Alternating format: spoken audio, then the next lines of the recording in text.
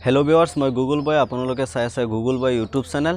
आपनलोके চোৱা থাম্বনেইলত চোৱা প্ৰশ্নটো যদি আপোনালোকৰ মনলৈ কেতিয়াবা আহে যে চৰাই যদি কেতিয়াবা কাৰেণ্টৰ তাৰত লাইনৰ তাৰত বহে হিয়তক শক নালাগে কিন্তু আপুনি আৰু মই যেতিয়া টাচ কৰো তেতিয়া আমাক শক কৰে হয়তো আমাৰ মনত এনেকুৱা প্ৰশ্ন আহিছে যে আমি হৰুৰ পৰা আগতে শুনি আছো যে যিবিলাক চৰাই মানে কি কণী দিয়ে হিয়তক শক নকৰে আৰু যিহতে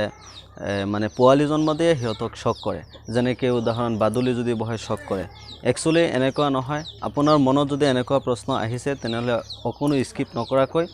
আপুনি সম্পূৰ্ণলৈকে ভিডিও চাওক সম্পূৰ্ণ বুজি পাব গতিকে তাৰ আগতে মোৰ এটা আপোনালোকলৈ অনুৰোধ যদি এতিয়ালৈকে মোৰ চেনেলটো সাবস্ক্ৰাইব কৰা নাই তেনেহলে অতি শীঘ্ৰে সাবস্ক্ৰাইব কৰক বলক ভিডিওটো আৰম্ভ কৰো চৰায়ক কাৰেণ্টে শক নকৰাৰ কাৰণ এটোই যে চৰায়ৰ ঘাত আৰু আমাৰ ঘাত বহুত পৰিমাণে কি থাকে ৰেজিস্ট্যান্স মানে বাধা কাৰেণ্ট সদায় ফ্লো হয় কেনেকৈ চলে কেনেকৈ সিধা ৰাস্তাৰে চলে সিধা ৰাস্তা নহয় তাৰ যদি কেতিয়াবা বেকা থাকে তেতিয়াও চলে হেতু সিধা ৰাস্তাৰ কথা কোৱা নাই মই কাৰেণ্ট কি হয় যেতিয়া চৰাই এটা তাৰত আহি বহাৰ লগে লগে কি হয়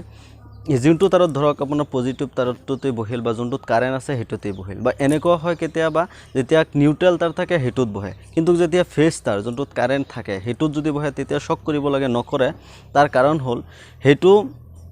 কি হয় যেতিয়া কাৰেণ্টটো ফ্লো হৈ থাকে তাত কোনো ধৰণৰ পটেনশিয়াল না থাকে মিন্স কি যেতিয়া মানে কি কাৰেণ্টটো মানে সদায় কি হয় কমৰ পৰা বেছি লৈ গতি কৰি থাকে আৰু যেতিয়া চৰাইটো বহে তেতিয়া কি হয় যত বহে হেতু তাৰত কাৰেণ্ট সমানে আৰু যেতিয়া কি কৰিব চৰাইটো আহি যেতিয়া দুটা তাৰত একেলগে টাচ কৰিব মানে এটা তাৰত ভৰি থলে আৰু এটাত ভৰি যদি আৰু এটা তাৰত হয় তেনেহলে নিশ্চয় চৰাইটোক শক কৰিব পিছত হল সো কিয় শক কৰিব কাৰণ কি হে বেছি কাৰেণ্ট থকা ফেজ তাৰত যদি বহি থাকে হে ফেজ তাৰৰ পৰা কি হ'ব চৰাইটোৰ মাজেৰে কাৰেণ্ট ফ্লো হ'ব তেতিয়া আৰু চৰাইটো শক কৰিব নিশ্চয় চৰাইটো মৰি যাব কিন্তু যেতিয়া আমি শক কৰো আমি যেতিয়া ধৰো শক নহয় যেতিয়া আমি কাৰেণ্টৰ তাৰত ধৰো ধৰক আমাৰ যোনটো মাটি আছে মাটিটো নিউট্ৰেল যেতিয়া আমি কাৰেণ্টৰ তাৰত এনেকে ধৰো তেতিয়া কি হয় মাটিটো নিউট্ৰেল থকাৰ কাৰণে কাৰেণ্টটো কি হয় আমাৰ শৰীৰৰে ফ্লো কৰি মানে শৰীৰ দি পাৰ হৈ আহি ধৰে তেতিয়া আমি শক অনুভৱ কৰো এইখিনি আছিল মূল কথা যে কাৰেণ্টক আমি ধৰিলে কিয় শক চৰাই বহিলে কিয় মানে শক কৰে আৰু চৰাই বহিলে কিয় শক নকৰে যেতিয়া আপোনালোকে ধৰক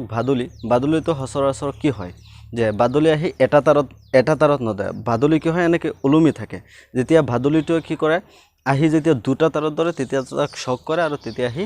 মৰি যায় বা যদি বাদুলি এনেকুৱা চান্স এটা তাৰতে এনেকে ওলমি থাকে তেতিয়া তাক কেতিয়াও শক নকৰে আশা কৰো ভিডিওটো বুজি পাইছে যদি আপুনি বুজি পাইছে